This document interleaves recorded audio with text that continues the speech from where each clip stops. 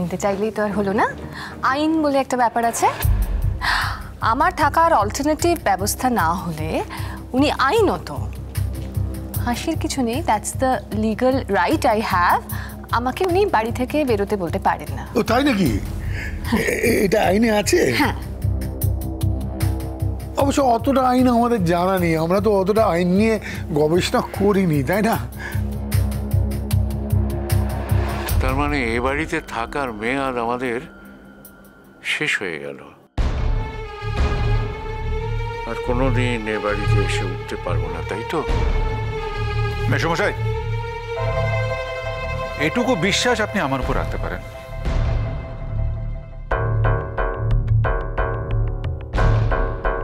বিশ্বাস? কি ব্যাপারে? মানে এখানে আপনার কি দায়? শ্রীময়ী, যতই তোমরা আমাকে দূরের মানুষ বলে মনে করো, তাই তো আমার আছে। মানবিকতার দায়, সম্পর্কের দায়, ভালোবাসার দায়। ছিল সুখী গৃহকোণ, সবাইকে ভালোবেসে, রোজ নাম চায় তবু জীবন মুচকি হাসে। হঠাৎ অন্য হাওয়া আয়না খুঁজছে মুখ, একটু ভালো লাগায় ইচ্ছে কুড়োয় সুখ। শ্রীময়ী, শ্রীময়ী। এখন তার কান্নাকাটি করে কোনো লাভ নেই। জীবনের শেষ প্রান্তে এসে দেখো না, এই যে যা ঘটনা সব ঘটালে তার ৮০ ভাগ দায় যে তোমার, এটা যে মেনে নিয়েছো এটাই তো অনেক। এই বৌদি তোমাকে ভবিষ্যতে অপরাধ বোধ থেকে মুক্তি দেবে। আমি অন্যায় করেছি, আমাকে ক্ষমা করে দাও। আমি যা করেছি তা সত্যি ক্ষমা হয় না। আমি বৌমার মুখের দিকে তাকাতে পারি না, দেখে মনে হয় বাইরে থেকেও ভালো আছে, কিন্তু আমি জানি বৌমার মুখ দেখে আমি বুঝতে পারি বৌমা ভালো নেই। সেই জন্যই তো আমি বৌমার সঙ্গ ছাড়িনি। এখন তুমি স্বীকার করবে কিনা জানি না, এমন কোনো কুৎসিত কথা নেই সেই বৌমাকে আমাকে বলতে তুমি ছাড়োনি। আমি মহাপাতকের মতো কাজ করেছি, আমাকে ক্ষমা করো, বিশ্বাস করো। আমি তো চেয়েছিলাম আমি যাতে আর ফিরে না আসি, আমার মরণ হলে ভালো। দেখো, সবকিছু শেষ হয়ে গেল তো চুকে বুকেই গেল, মরণ বাটনের আর কি মূল্য রইল? তবু যে তোমার দোষ তুমি স্বীকার করে নিয়েছো, এটাই তো অনেক। কিন্তু যখন স্বীকার করলে তখন আর সবকিছু রক্ষা করার উপায় রইল না। সবকিছু ফেরাবার আর কোনো পথ রইল না। আচ্ছা, এখন বুয়া কোথায় থাকবে? বুয়া কোথায় থাকবে আমি কি করে বলবো? তার নিজের সর্বনাশে নিজে ডেকে এনেছে, সেই জানে কোথায় থাকবে। আমি আর কি করে বলি বলো? একটা ছেলে দূরে থাকে, কোনো যোগাযোগ রাখে না, আর একটা ছেলে কাছে থেকে এই কষ্ট পাবে। তাই আমি বৌমাকে বলেছিলাম যে বৌমা, আমি বুয়ার কাছে থাকবো। তুমি কি করে একা গিয়ে বুয়ার কাছে থাকবে? ওই মহিলা তো তাকে ছাড়বে না, সে তো তার সাথে থাকবে। তুমি কি করে একা থাকতে পারো? বুয়া কিছুতেই ওর সঙ্গে থাকবে না, আমি যা বুঝেছি। বুয়া থাকবে না বললেই যে সর্বনাশী মেয়ে ওকে ছেড়ে দেবে তা তো নয়। ও বুয়াকে শেষ করে, আমাদের সংসারের সবাইকে শেষ করে তারপর যাবে। অর্ধেক শেষ তো করেই দিয়েছে, বৌমাকে শেষ করে দিয়েছে, বাড়িটা কেড়ে নিয়েছে, আমাদের রাস্তা দাঁড় করিয়েছে। রোহিত সেন না থাকলে আমরা কোথায় গিয়ে থাকতাম? ওই রোহিত সেনকেই তুমি কত মন্দ কথা বলেছো, সে কথা একবার ভেবে দেখেছো? আমার অপরাধগুলো আমাকে আর মনে করিয়ে দিও না গো। আমি তো নিজেই মরমে মরে যাচ্ছি। তবে হ্যাঁ, আমি তো সংসারের সর্বনাশ করেছি।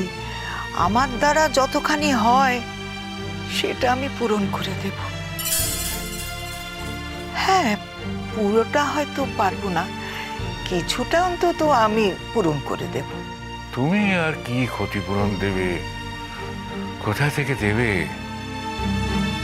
বৌমার জীবনের জন্য আর নতুন করে কিছু করতে পারবে না তুমি, কারণ বুয়াটা তো আমার বিয়ে করেছে। সেখানে অবশ্য একা তোমারই দোষ দেখি না আমি, বুয়ারও তো দোষ কম ছিল না। বুয়ার দোষই বেশি ছিল আমি বলবো, তা নাহলে এরকম একটা কাল সাপ ঘরে ঢোকালো কি করে, হিরে ফেলে কাঁচের দিকে ছুটলো কি করে? আমরা ঠিক মতো তাকে শিক্ষাই দিতে পারিনি। ছেলেটার মুখের দিকে তাকাতে পারি না। দুবার হাসপাতালে ভর্তি হয়েছে, ওর হার্টের অসুখ আছে।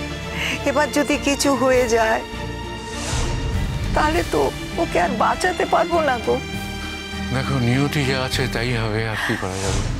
ওভাবে বলো না গো, ওভাবে বলো না। আপনারা কথা বলছেন, আমি পরে আসবো? না না না, পরে আসবে কেন? দেখো বৌমা, আমরা এমন কিছু কথা বলছি না যে তোমায় পরে আসতে হবে। এসো এসো এসো, চলে এসো তো। হ্যাঁ, মার জন্য একটু স্যুপ বানিয়ে নিয়ে এসেছি, খেয়ে নিন। হ্যাঁ দাও। না বৌমা, আমি খাটে বসে খেতে পারবো না। ওসব এখন মানলে চলবে না মা, শরীর খারাপ। এখন আপনাকে এখানে বসেই খেতে হবে। নিন, গরম গরম খেয়ে নিন তাড়াতাড়ি। বৌমা, হ্যাঁ বলুন। তুমি আমার পাশটিতে একটু বসবে মা? এখন তো আমার বসার সময় নেই মা, আমাকে একটু অফিসে বেরোতে হবে। তুমি তো 1-2 দিন বাদই চলে যাবে। আপনি একটু সুস্থ বোধ করলেই আমি চলে যাব। জানি, তোমাকে থাকতে বলার অধিকার তো আমার নেই গো। এই বাড়িতেই তো আপনার কোনো অধিকার নেই মা। যেখানে আপনার কোনো অধিকার নেই সেখানে আপনি আমাকে থাকতে বলবেন কি করে বলুন তো? কত বড় সর্বনাশ করেছে দেখতে পাচ্ছ। ছেড়ে দিন বাবা। আমি বলি কি, এখন আর এসব কথা আলোচনা করে কোনো লাভ নেই। মানুষটাকে কত কষ্টে সুস্থ করে আমরা বাড়িতে নিয়ে এসেছি, আজ আবার এসব কথা বলে ওনাকে কষ্ট দেবার কোনো মানে হয় না।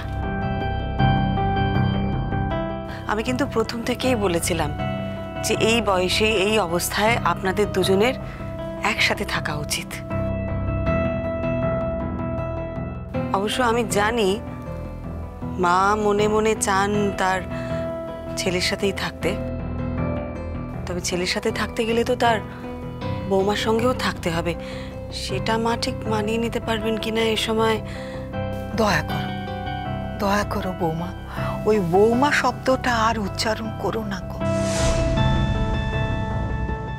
আমার জীবনে বৌমা একজনই, আর সেটা হচ্ছে তুমি। সে কি, তা বললে কি করে হবে মা? আজ আপনি সবকিছু অস্বীকার করলেও আপনার ওই নতুন বৌমার জায়গাটা তো চলে যায় না, তাই না?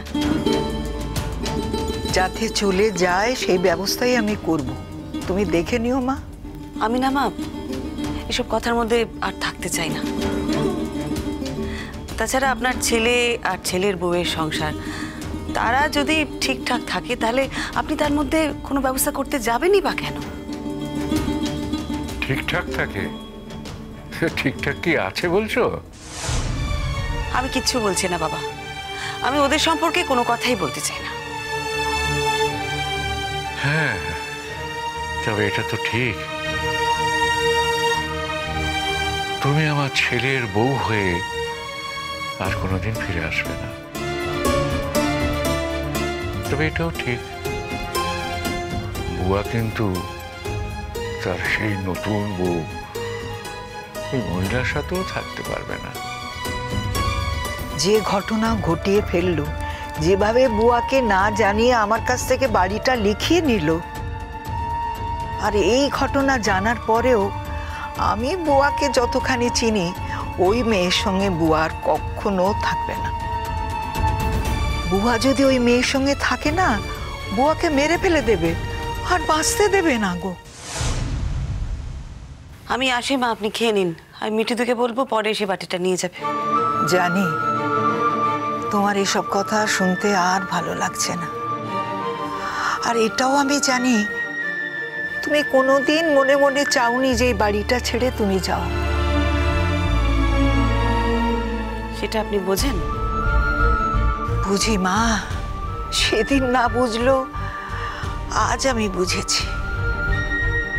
চিরকাল তো তুমি আমার বাধ্য বৌমা হয়েছিলে, আমার পায়ে পায়ে ছিলে, যা বলেছি তাই করেছো। তারপরেও কেন তোমার উপর আমার এই আক্রোশ ছিল? আমি নিজেকে নিজেই প্রশ্ন করেছি যে কেন কেন আমি তোমার ক্ষতি করতে চাইতাম, কেন?